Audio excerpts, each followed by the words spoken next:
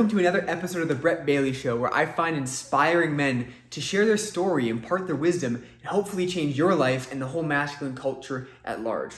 If you're somebody who wants to be free of their deepest fears, find real emotional freedom, and attract the life of their wildest dreams, then you are listening to the right podcast. So without further ado, let's dive into another episode. All right, welcome back everybody to The Brett Bailey Show. I'm very happy to have you here. This is our second time recording this episode now due to some Wi-Fi difficulties. But I'm very happy to have you here because today's guest, I'm very sure is going to resonate with you. For the men listening, what our guest today has done is something that is very from his warrior archetype, very from his facing fears mentality, going into battle and dealing with some of his inner shit. And he did this through a 100-day rejection challenge. He faced a fear of rejection every single day for 100 days.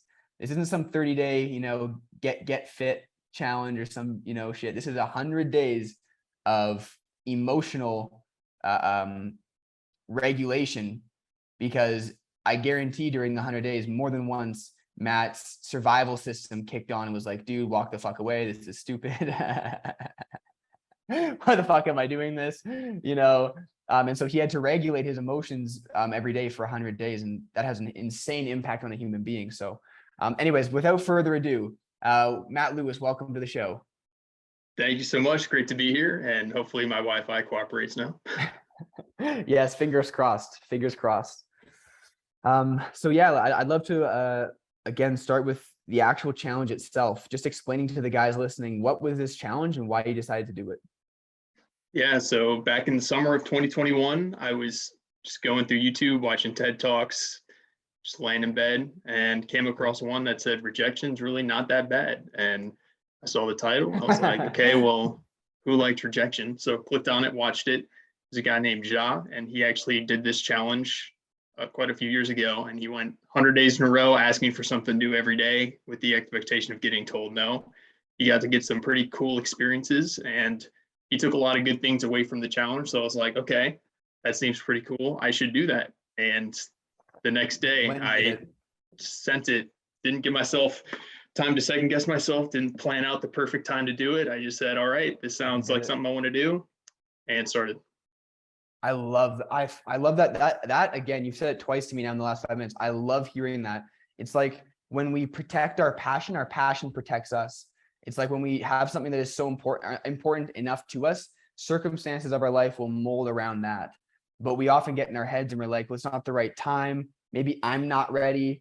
Maybe I'll start next week, or like 1,001 other things we might say to ourselves. Were you always like that? Were you always able to take action right away? Or is this something that maybe the military had trained you for? How did that mental and emotional process click? And do you still, like, if you say want to, like in any case of your life, something that you need to do, are you just able to do it? Or what blocks may you have? Yeah, I say that's definitely an aspect that I consciously and constantly work on. So yes. I 100% appreciate the value of taking action immediately, because the less time you have between the decision to the action, the more likely you are to follow through. Yeah. But naturally, I am more of an analysis type person. So yes. I'm in the real estate investing space, and one of the common terms is analysis paralysis, where you just look at the numbers, you keep learning, you keep doing more before you take that action and jump into it. So I historically do kind of go down that path, but there are times where I'm just like, just got to send it. I'm working on that every day, like make the decision, send the action. And that's truly where you start to personally grow, when you don't give yourself that time to doubt yourself, or your time to back out. Yes, I love that. I heard recently that, what does fear and faith have in common? They're both made up. And so basically, like, in those moments, we should choose faith as opposed to listen to the fear or the doubt, because, like, dude, we're the creators of our reality. But I think we've just been so conditioned and trained to believe the voice of fear or doubt because it's been most prominent. And what school systems teach us how to regulate our emotions or regulate our mental processes? We have to, like, go search out therapy, especially for men. Most men are like, fuck therapy. I don't need fucking therapy, and maybe they don't, but what I'm saying is that we've been conditioned to believe that fear and doubt are like truth. Like, we just kind of believe it, Whereas there's a whole other life where it's like inspiration, joy, passion, creativity, love, and like we can just step into that. So what was some of the voices that came up in your head? Like if you, this is getting a bit vulnerable for a second, but it wasn't one of the off limit pieces. Is like, what was it like? What was one of the actual thoughts that you had, or one of the things that you have held shame around in the past that you faced during the 100-day challenge? So let's just kind of jump into my backstory of why I might not like rejection just in general. Yes. So Yes. I'm naturally a people pleaser. So like growing up, I Yes. always tried to do things where I didn't come across as negative or didn't cause people to have bad opinions of me. So instead of just necessarily being authentic, it would be more like, how can I not rock the boat, not lean one way or the other? And really that just kind of influenced interactions, especially with new people. Like, oh, don't be too out there, because who knows what they'll think. Don't be too much. Don't be too outrageous. And I'm just curious, who did you learn that from? I'm not sure exactly where I learned it. It just seems like it's always kind of in there growing up. Like I've just tended to be on the quieter side. Got you. Got you. Yes. And okay, keep going. Back in the day growing up, I didn't have this marvelous mustache, so I wasn't super yes. confident It's a and all great that. mustache, dude. It's very thick, dude. I got to get mine into that level of thickness. You just like, how long have you grown that out for? How long has it been? It's probably been about 2.5 months, 2 months or so. Dude, this is like almost 2.5 years for me, so you're pretty good. Okay, by the way, I was like, finally, another guy who just has a mustache. I was like, I've been waiting for this moment for the last, months. Anyways, sorry to interrupt. You were saying that you basically had been grown up as a people pleaser, which for anyone listening who doesn't know, it's a survival response. It's called in psychology, they call it fawning. Like it's a response to receive love from people in a way. And I'm not trying to denigrate you here, Matt, because I was a nice guy, people pleaser myself. Proudly, it's actually a form of manipulation because we're changing our authentic expression to get a certain response from people, even if it's nice and it's, say, better than like lying and hurting somebody on purpose, for example. It still is a form of manipulation. So just want to say that for everyone who isn't aware. And so, Matt, you were there, people pleasing, and that was kind of how you grew up. And then what experiences in your life really had this what's the word, crystallized or strengthened this fear for you of rejection? Yeah, I don't know if there was any necessarily defining aspect. I think it was just kind of having that habit growing up, and just every time I would continue doing it, it would just keep solidifying that that's just how I kind of acted.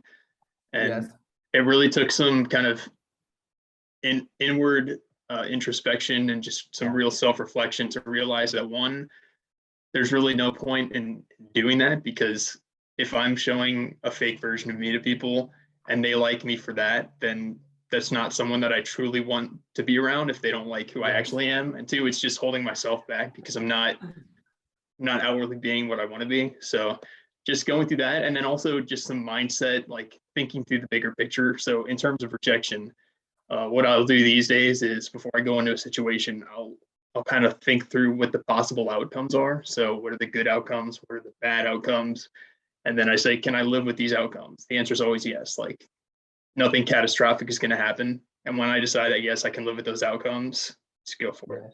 And we were also mentioning before the call how we're just on a rock floating. So that's another way to put it into perspective. Like if you really think about how small we are and how limited our time here is, like it makes it easier to just be yourself and do the things you want to do, because if you really think about it, like we're floating through space.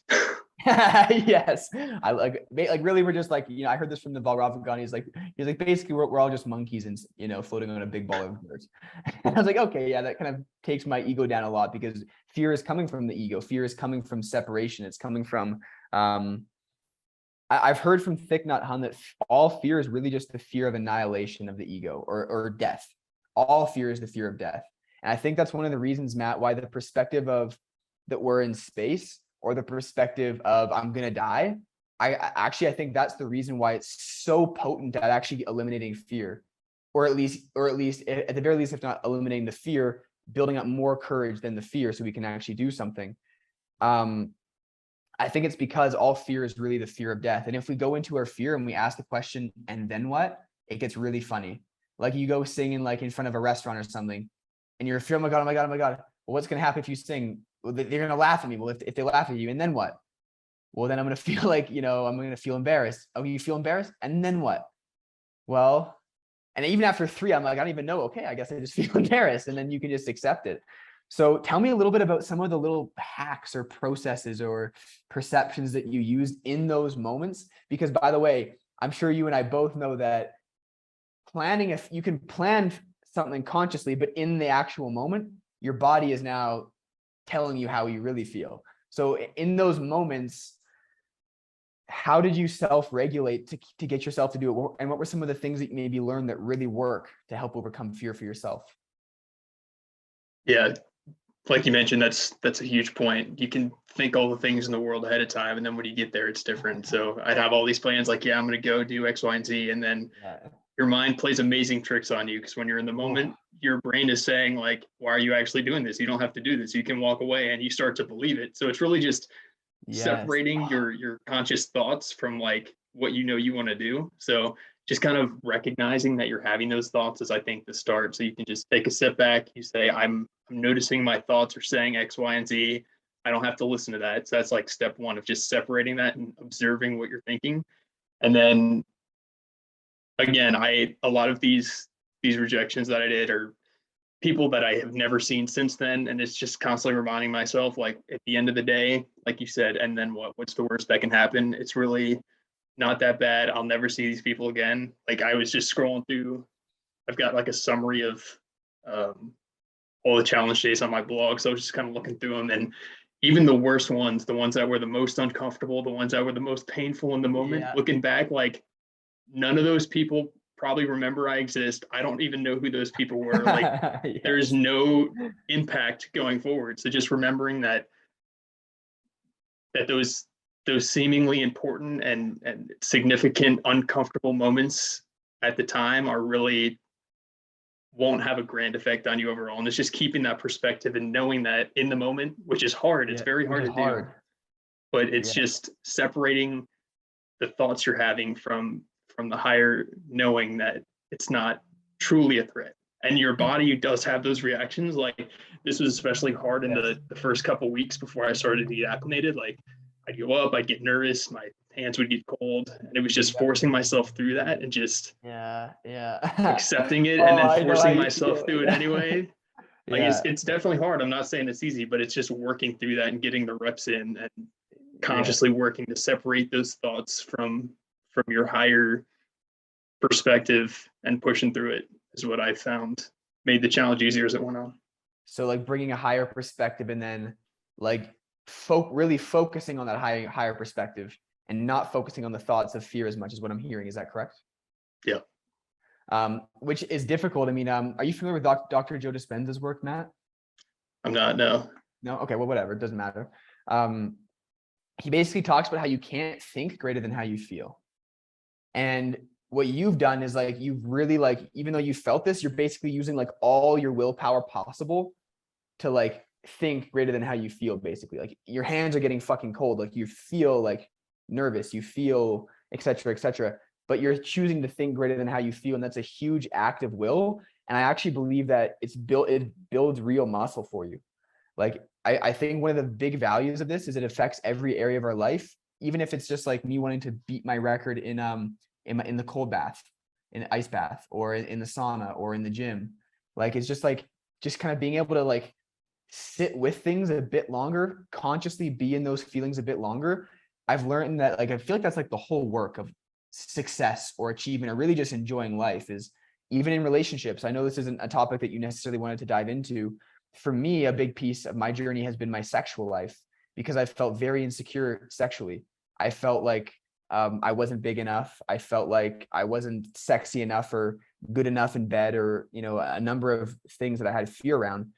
But as I started consciously working with that, I started to realize that if I could just sit through some of this discomfort and like allow myself to relax into my body, it actually got really, really fun. And all these like limiting beliefs went away.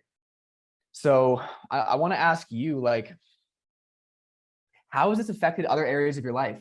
And I'm actually curious as well, what kind of people did you attract? Like, I would be one example of a person that you've attracted into your life because you've done this challenge. Like, had you not done this challenge, I probably would not have heard of you or like reached out to you. So like, what result did it have in other areas of your life because you've done this challenge? What's happened as a result? So I think the big thing is it's just helped me be more comfortable searching for new opportunities because Yeah. I have built up the reps, like 100 days of getting told no. It started to become routine. Like it wasn't something I so much feared towards the end there. So just kind of accepting that and moving forward, I was like, okay, I asked for a lot of things during this challenge that I didn't really care about. Now I'll start kind of moving and asking for more things that would have more of an impact on my life. So I started branching out from just the challenge to more like reaching out for things that would help me or like I was interested in. So even if I got told no, I was still okay with that, but it was starting to help me move forward and connect with more people. Um, Yeah. so I've gotten mentors through doing that from just asking how I could help them and if there's any like way that I could learn from them while I help them out, um, things like that. So yeah, definitely taking the challenge and then putting it more in a real life framework has helped me move forward and connect with more people. And just to touch briefly back on your point about kind of sitting inside your body as you're feeling these things. So I read the book The Untethered Soul, and since then I've Yes. kind of made it part of my daily affirmations and the daily mindset things I go through is to just separate those thoughts from myself and then just like sit back in those thoughts and witness them and then consciously like feel how my body reacts to things and do my best to just release it. So just Yeah. sitting back in and feeling what I'm feeling, but noticing that it's the feeling and not necessarily just me that's worked up, just observing that and then releasing it. So that's been a good practice that I go through daily. I like read that I'm not my thoughts. I'm observing and I'm able to make decisions from that. So that's just kind of the daily mindset work I go through. But yeah, definitely just branching out, connecting with more people, being open, Yes. um, being more willing to see how I can provide value to other people, and then where that's reciprocated. So that's kind of how it's extrapolated past the challenge into the rest of my life. I love what you said. I mean, there's a lot of what I said, and I love Michael Singer as well. My one of my favorite teachers for sure. And I love that you're into his work. And but the thing that I loved the most from what I heard there was how you said you're willing to see how you can provide value. And so right off the bat, I can relate to that. And what it shows is a lack of a sense of worthiness. I am actually valuable enough. I actually do have value to provide. And I think it's like, it's been a huge part of my journey. And I'd love for you to just touch on for yourself. Like what, what did you not see initially in yourself that you ended up seeing in yourself after this challenge? Like as you've built the self-confidence that inevitably happens when you do a challenge like this, what did you start to see in yourself? Like, oh shit, I am pretty fucking awesome in this way, and oh fuck, like come on, what did you start to see in yourself after the challenge? Like you said, the confidence definitely rose. Like Yeah. before thinking about going and asking for random things, I wouldn't have confidence or see myself doing that. Now afterwards, Yes. I'm like, yeah, I can go talk to whoever I want. I can walk up to anybody and Yes. really like the world is my oyster. Kind of having that realization that Yes. once you have that confidence and you break through, like you can do anything you want. You just set your mind to it and you take the actions going forward. In terms of providing value to people, at the beginning, kind of my way of finding out how to do that is through my interactions, just asking the question like, is there anything that you're facing right now that's a challenge? Is there anything that you're struggling with? Like, is there any way I can help you? So that's just kind of the broad blanket way to see if there's something that you can help someone with. But Yes. I think that's step one. And then kind of taking that to the next level for providing value is really doing a self-reflection and writing down what your strengths are, like what you're good at. Like maybe you're detail oriented, maybe you're good with numbers, maybe you're good at reading and copywriting and X, Y, and Z. And then knowing kind of what you can bring to the table, finding someone, asking them what are their challenges, and then seeing how Yes. your skill set can fit that.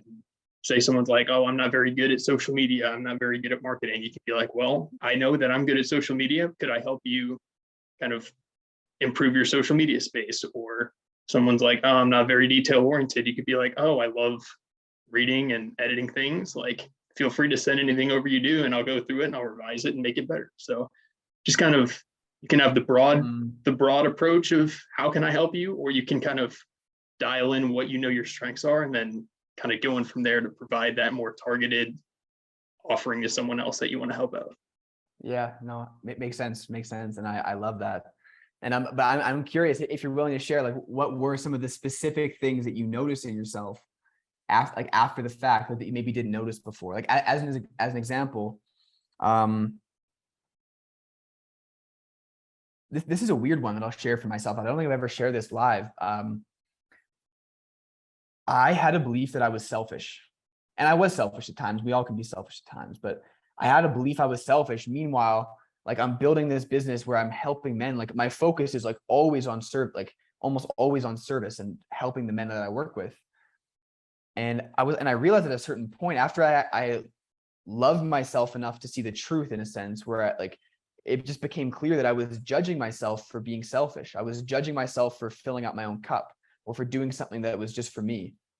And I was like, wait a second, like, no, actually, I deserve to like be excuse me. I am actually very selfless. Like, I help so many people. And like, that was something that I actually was able to own that I didn't own before, because I was just like, I held back giving myself love. That's the truth. I held back giving myself credit, attention, praise, as if other people that I worked with deserved it, but I didn't for some reason. I had to earn it. I had to do something to earn it. And I would love to know your experience. Probably, I'm just imagining you're going through the same thing, or something similar. Like, how have you learned to praise yourself, or reward yourself, or be present with yourself as you're going through something? The breathwork instructor Wim Hof, in his book, he says that real self-love is being able to just simply be present with yourself in your most awkward, in your most uncomfortable, in your most fearful. That's real self-love. And I just would love to know your opinion on self-love and your journey with it. So I'd say one of the biggest shifts I had was probably, like I said, most of my life, I would have definitely considered myself the introvert. Like, I'm just a quieter person. That's just who I am, kind of in the negative sense of the word introvert, because inherently I would say I'm an introvert where I kind of recharge and unwind by being alone. But I no longer view that as like the negative. I'm a quiet person, that I'm not out having fun or talking to people. Like, going through this, talking to new people, building new connections, like, I've kind of shifted my perspective that that's not who I need to be. Like, I don't have to identify with the image I had of myself if I'm just like a quieter person. Like, I've seen through my experiences, and I've kind of shifted my identities where, like, I am a people person. Like, I go out, I interact, I connect with people. Like, I still enjoy my alone time to kind of recharge and be by myself, but like, I now don't think, oh, I like to be alone and I don't like to talk to new people. Like, I've moved past that. I've kind of shifted my identity, and I enjoy talking to people. I like seeing what they're up to. Like, I like connecting with people. So that's kind of a big shift that I've gone through, is from the quiet guy to now I like engaging with people. And I think that also kind of ties into the self-love piece, because when I did identify as that quiet person who wasn't a people person, I was not happy with that. Like, I did not like that about myself. Yes. So now that I've kind of re-identified and changed how I act, I am more happy with who I am, because like, connecting with other people is such a huge aspect of fulfillment and success. Like, being that quiet person and not engaging with other people was really just hurting part of the fulfillment I had. So kind of moving past that allowed me to love myself more. I love that. And what I'm hearing there, Matt, is that it's added fulfillment to your life because it's more of who you really are. Like, you do have a side of you that's a little bit out there, that's a little bit wild or more intense. You do have those sides, and only the shy person, because I'm sure you still have that introvert within you. You still have that guy who, like you said, likes to have alone time and maybe doesn't speak up, not because he doesn't think he can, but just because there's no need to speak up. Like, I'm sure you still have the side of yourself that just kind of can just sit there and enjoy. But you also have the other side that's more fiery, that's more wild, you know, the dark masculine or whatever you want to call it. And I love it. And I think that so much of our suffering is just us not owning who we really are and holding ourselves back from expressing how we really are. And that to actually go sing or go dance or go face the fear of being rejected, but to do what we really love and to express as we are, I don't know a greater high than that. I honestly don't. I've done mushrooms, you know, that was fun. But like this high is not like nothing I've ever experienced. It's just truly like, just for context, this moment for me was when I was on a beach by myself. It was like 5 a.m. in Bali, Indonesia, like a year and a half ago or so, or something like that, maybe 2 years ago.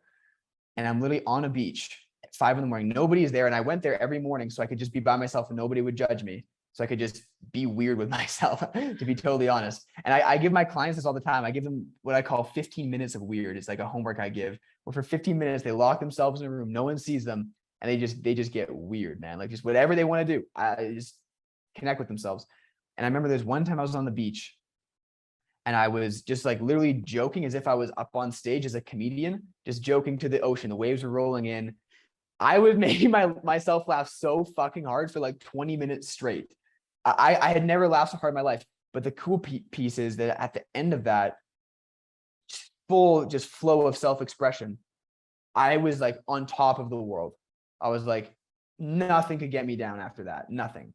And that's what I want for more men is like, wow, this feeling is available to us. And all we have to do is just be ourselves and express, but we just have to overcome those fears. And like the life that we want is ours, you know, which is kind of exciting. So I want to end off with this. I know we're getting to the end of the time here. I want to be respectful for the time that we've set. What would be one piece of advice, Matt, that you would give to a man in his 20s to help him overcome his fear of rejection? I would say just get out there and start with something small. It doesn't have to be crazy. You don't have to ask for the world right up front. Just find little opportunities throughout your day to push your comfort zone, to get uncomfortable, like make yourself have that reaction, see what it feels like, sit back in that feeling and be like, okay, I'm nervous. I'm recognizing it. I know I feel like this and I'm going to push through it anyway. So just small things. It could be going to Starbucks and saying, oh, can I get a 5% discount? And they're going to be like, no. And you're like, all right, well, thanks for my coffee. Like, it doesn't have to be anything huge. Just like, know you're going to get told no and embrace it, feel what it feels like, and just know that those small reps you build up will kind of callous the mind to get to the bigger things that you can start to push your boundaries in the more significant situations. And that's where you can open up doors and open up opportunities that can improve your life going forward. I think that's such great advice, especially when it comes to fear, is that obviously because it's fearful, we don't want to do the big things. Like, so I'm going to just echo what you said there, Matt, because I love that you went there. You don't have to go approach, you know, the sexiest woman at the bar tomorrow, you know, because that's a big one. That was certainly a big one for me. Was a lot of fear around that. Like the hotter the woman was, the more afraid I seemed to get, you know? And so you don't have to go do that tomorrow. You can just start with like the 5% off at Starbucks. I love that. I love that. And I just want to say one more thing about this before we close out, because man, I want to have 2 hours with you. I want to have you back on the podcast and I want to do another episode. There's so much more I want to go into. The last thing I'm going to say here is that I love what he said about feel it when it comes up, like actually just feel it, like sit in it for a moment. Don't just like escape. Your mind's going to want to escape that feeling. That's why you haven't been doing it unconsciously, is because you don't want to go back to these feelings of shame and embarrassment or guilt or whatever you felt when you were a child. You don't want to go back to these feelings. But when you sit there and you're connected with your body, you start to realize all this trauma within you, all of this pain from your past starts to unravel, and you start to process and move through it. And you start to release this energy from your body. And what's left is who you really are, the light and love, the authenticity, like the true expression of yourself. So even though we're talking about like fear and rejection, in your head, you might be thinking, fuck yeah, I can finally, you know, have hot sex with, you know, hot women. I'm going to go do it. That's an amazing bonus, let's say, but I promise you there's real deep reasons for doing a challenge like this that are invaluable. So I really encourage you to do that. And for you, Matt, is there anywhere that if people want to connect with you or learn more about your work or what you're up to, where could they find you?